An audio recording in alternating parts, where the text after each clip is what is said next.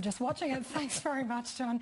Hello again. Welcome to the program. First tonight, it's becoming a popular way to get into real estate to boost retirement savings. Setting up your own super fund and using your super to buy property. It can be very effective when it's done by the book.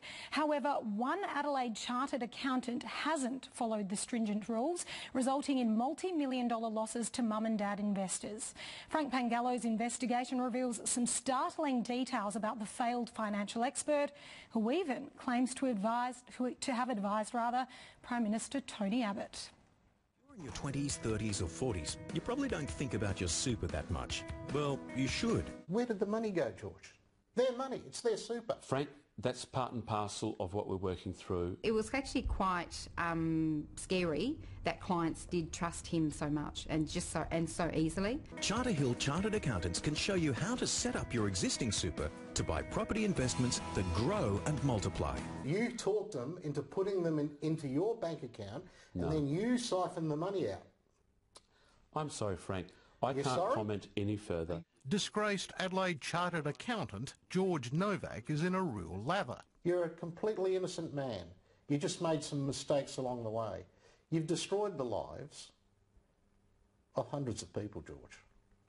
Novak's company, Charterhill, has just lost at least $11 million in mostly super investments by around 200 mum and dad investors here and interstate. But garrulous George is in denial. What you're saying, that they're going to get some money? Absolutely. That's if you can find anything in his complex web of companies. Investors who poured savings from their self-managed super funds into real estate deals he spruiked have been warned by administrators to fear the worst. Investors aren't going to get anything, George. You know that. Well, and a lot of them, it's their superannuation. They're devastated. Frank, I disagree. You've devastated them, you George. don't know the facts. You don't. Well, I do know the facts. No, you don't. As we're about to reveal, the collapse of Mr Novak's business is now shaping up as an elaborate Ponzi scheme, selling real estate Mr Novak sourced in several states to clients through self-managed super trusts he set up. Mr Novak was basically selling the concept of easy residential, i.e.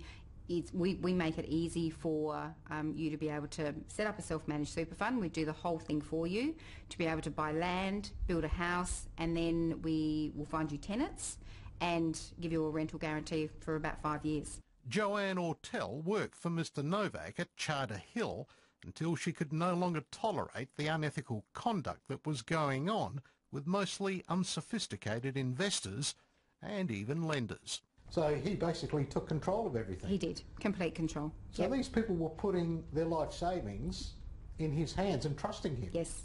Yes. Was that a wise decision? In hindsight, absolutely not a wise decision. Take Enzo Fantasia.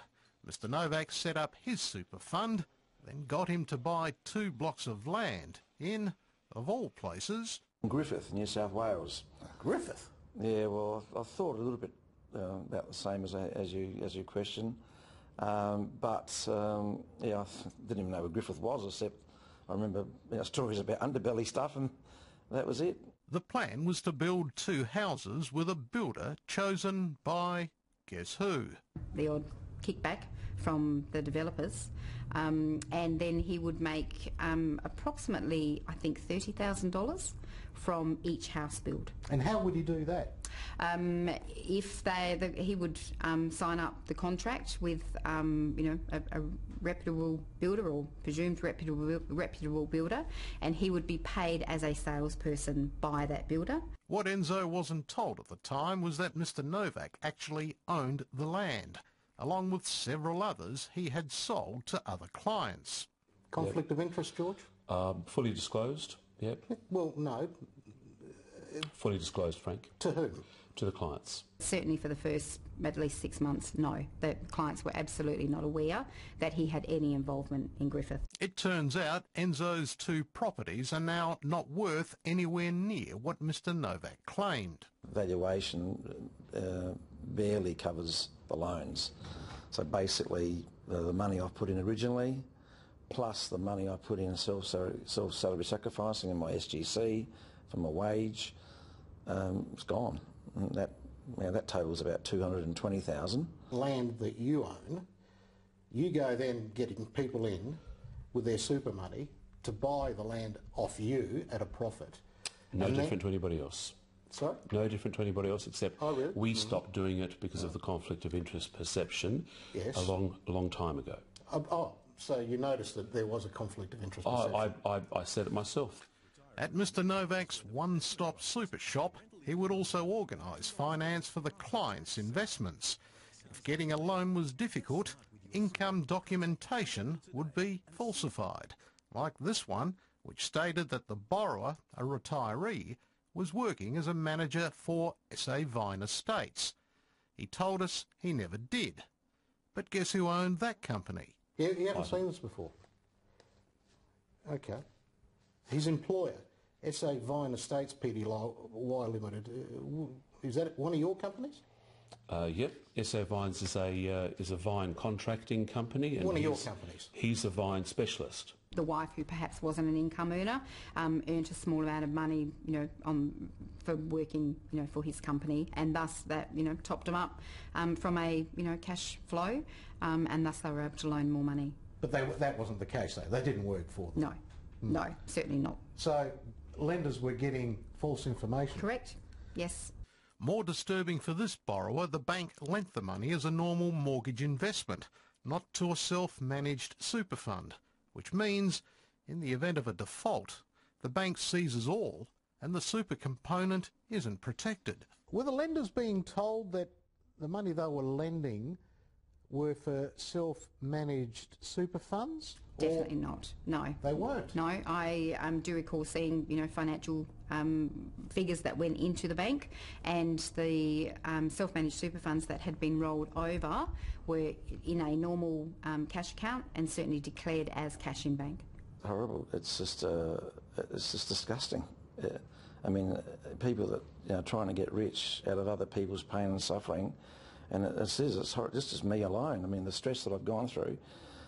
It's, the sleepless nights just thinking about how do I get out of this, Others buying property with their super were encouraged by Mr Novak to place hefty deposits, not into a trust account, but the bank account of one of his other entities, Nova Real Estate, promising a high interest rate until settlement. Well, in many cases, the money simply vanished. Why didn't you put that money into any trust account? Because it wasn't nominated by the client. Where a client nominated a trust account, that's where it went. Oh, come on, George. You talked them into putting them into your bank account, and then you siphoned the money out. I'm sorry, Frank.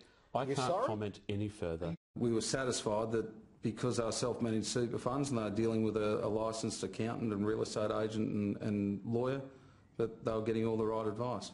Queensland real estate agent Julian Dixon had a sales arrangement with Mr Novak's property agency, but alarm bells went off when he started fielding calls from worried investors.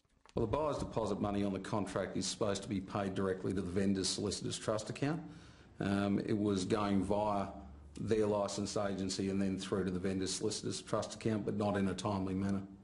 So he was holding people's money? The real estate agency was, yes. Up until things started going bad for you, George, what was your reputation like? It was gilt edge. Gilt edge? You've never had any other issues? None that would affect the majority of the population, no. Or your credibility? Or what are you saying, Frank? Well, gilt-edged George failed to make an honest impression with Supreme Court Justice Anderson in a civil action he was embroiled in 7 years ago. I find that George Novak was evasive in his answers when cross-examined. Basically, the judge is saying he couldn't believe you because you're a liar. You're a liar, George? No. A cheat? No. A fraud? No. No, none of that. No, none of that. You're all innocent. Millions of dollars have gone through the hands of an experienced chartered accountant. You've set up self-managed funds and you've blown their money. Haven't blown their money. Mr Novak clearly enjoys the high life, living in this Springfield mansion worth around $4 million, now for sale. It's mortgaged so much beyond the hilt that after the bank gets its slice, The previous owner won't see the $500,000 in vendor finance.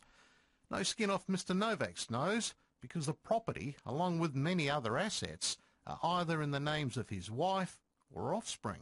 The bank will take theirs. He won't see it, will he? Yes, he will. Well, how will he see it, George? I'd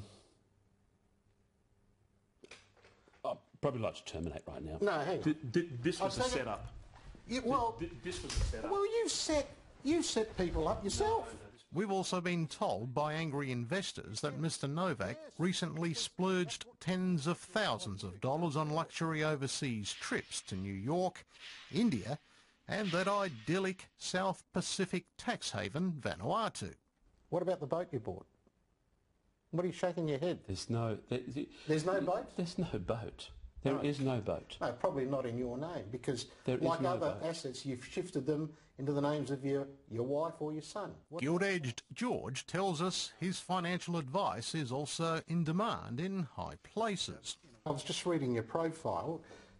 Did you do some work with Tony Abbott, did you? Just a little bit, yeah. I was just on a small advisory committee, just to do with superannuation. Yeah. Superannuation. And retirement.